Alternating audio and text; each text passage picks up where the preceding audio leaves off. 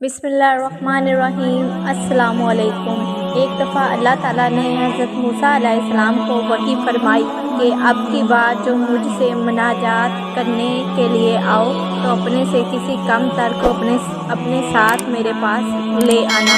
موسیٰ علیہ السلام نے ادھر ادھر دیکھا لیکن اس میں یہ جرأت پیدا نہ ہوئی کہ میں کس سے کہوں کہ تم مجھ سے کم تر ہو اور میں تجھ سے بہتر۔ پھر حضرت موسیٰ علیہ السلام نے حیوانات پر نگاہ ڈالی اور چاہا کہ ایک بیمار کتے کو اپنے ساتھ لے جاؤں۔ اس کی گردن میں رسی ڈالی اور پھر کچھ دیر کے بعد پشیمان ہوئے اور کتے کو بھی رہا کر دیا۔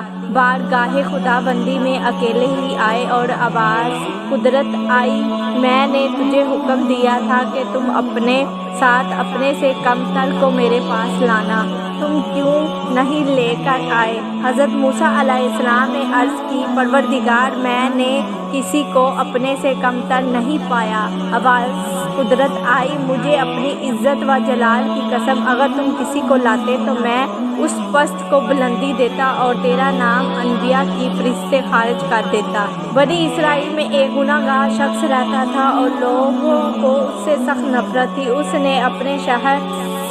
اپنے شہر سے نکال دیا۔ ایک دن اس شخص نے راستے پر دیکھا کہ بنی اسرائیل کا ایک عابد گزر رہا ہے جس کے سر پر ایک کبوتر نے اپنے پروں سے سایہ کیا ہوا ہے۔ اپنے آپ سے کہا کہ میں تو گناہ گار ہوں اور وہ عبادت گزار ہے، اگر میں کچھ لمحے میں اس عابد کے ساتھ بیٹھ جاؤں تو ہو سکتا ہے کہ اللہ تعالیٰ کی برکت کی وجہ سے اللہ تعالیٰ مجھ پر رحم کر دے۔ چنانچہ یہ سوچنے کے بعد وہ اس عابد کے پاس گیا۔ جب عابد نے اس شخص کو اپنے پاس بیٹھا ہوا دیکھا تو کہنے لگا، یہ کیا ماجرا ہے؟ میں اس طرح قوم کا سب سے بڑا عابد ہوں، یہ فساد ہے اس کی یہ جرأت کہ میرے پاس آ کر بیٹھ جائے۔ عابد نے اس شخص سے منہ موڑ لیا اور اسے کہا کہ جناب آپ یہاں سے اٹھ کر چلے جائیں۔ اللہ تعالیٰ نے اس زمانے کے نبی کو وحی کی کہ دونوں افراد کے پاس جاؤ اور ان سے کہو کہ اپنے اعمال کا حساب بھی سن لو۔ اللہ تعالیٰ فرما رہا ہے کہ میں نے گناہ گار کے تمام گناہ معاف کر دیے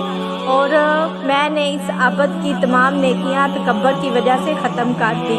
شیخ سعدی فرماتے ہیں کہ ایک بادشاہ کے کچھ بیٹے تھے جن میں سے ایک بیٹا قد چھوٹا، بدصورت اور کمزور تھا، جبکہ اس کے باقی بیٹے خوبصورت، لمبے قد کے اور تندرست و توانا تھے۔ ایک دن بادشاہ نے اپنے اس بیٹے کو حقیر کی نظروں سے دیکھا۔ بیٹا بہت دانا تھا، وہ سمجھ گیا کہ اب اس کا باپ اس کو حقارت آمیز نگاہوں سے دیکھ رہا ہے۔ اس نے اپنے باپ کی طرف دیکھ کر کہا، پست کا دانا اور دراز قد نادان سے بہتر ہے۔ یہ ضروری نہیں کہ جس کا قد لمبا ہو اور اس کی قدر و منزلت بھی زیادہ ہو۔ آپ خود دیکھ سکتے ہیں کہ ایک بکری پاکیزہ ہے اور ہاتھی مردانہ ہوتا ہے۔ بادشاہ کو اپنے اس بیٹے کی حکمت امیز بات پسند آئی، وہ مسکرانے لگا۔ وہاں پر جتنے بھی لوگ بیٹھے تھے سب مسکرانے لگے، وہ بھی خوش ہو کر مسکرانے لگے، لیکن اس کے دوسرے بھائیوں کو یہ بات پسند نہ آئی۔ اتفاق سے انہی دنوں ایک دشمن بادشاہ نے اس بادشاہ پر حملہ کر دیا۔ بادشاہ کے لشکر کی طرف سے جس نے سب سے پہلے مخالف لشکر کے قلعہ پر حملہ کیا وہ یہی پست قد اور بدصورت لڑکا تھا۔